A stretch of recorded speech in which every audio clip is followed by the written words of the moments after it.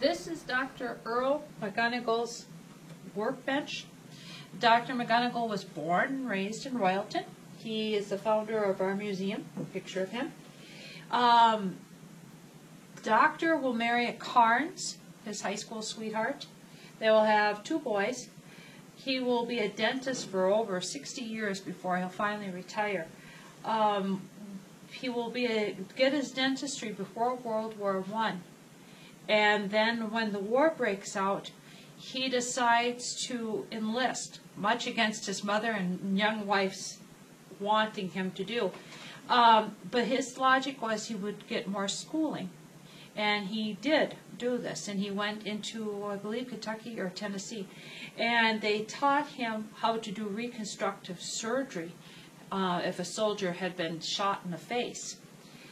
He will do that for a few years, and then he'll come back after the war is over, and then he will go away again because they'll call and ask him to come help at the hospitals out east with some of these surgeries and reconstruction things.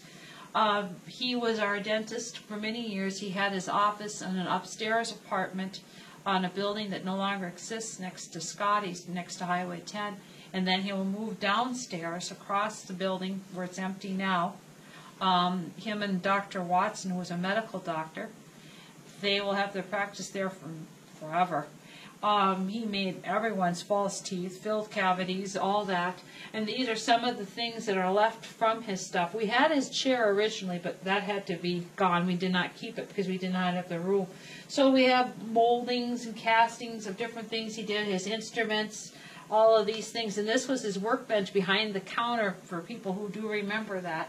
And he started our museum. He was the one who got the fire truck going, got everybody together to build it. It was a community project to build the museum. He had 6 o'clock in the morning. They were digging footings in a hot summer day and got the bricks up and laid within a week or 2. And he was a part of the Morrison County Historical Society in the 1930s out of the courthouse, one of the original members for that. Helped get the Eisenhower Museum in Little Falls started up. It was very interested in it. His children will go on to keep up his history of that. His one son, Louis, and his wife, Vivian, have quite a few artifacts of Royalton history that they have donated over the years.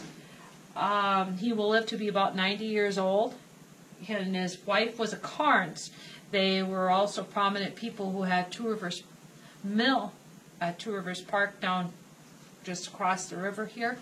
They have a part of that. Their house her mother's house was just north of town. It still exists. The original house was burned. The young couple had only barely been married. And they're visiting next door at his mom and dad's. And after they leave, they find that their house is on fire and their things are thrown out the door as best they could, but they lost a great deal. Doctor was a musician by fun. And all of his instruments were in the basement, which were ruined. He was instrumental in keeping the town band going. His uncle originally started it in the 1890s, and then his older brother Lauren will do it until Lauren moves on, and then Earl will get the guys together and had a 20-some piece band. They performed when Lindbergh came back from doing his transatlantic flight in Little Falls. They performed at the State Fair. They kept the Wednesday evening band free concerts going. They performed in other towns. Whenever we had our parades for 4th of July, they always performed. Doctor had made his own instruments using different size bottles and filling them with water and tapping on them and made different sounds. And he would go around to all the creamery associations and play for them. He was a big trombone player.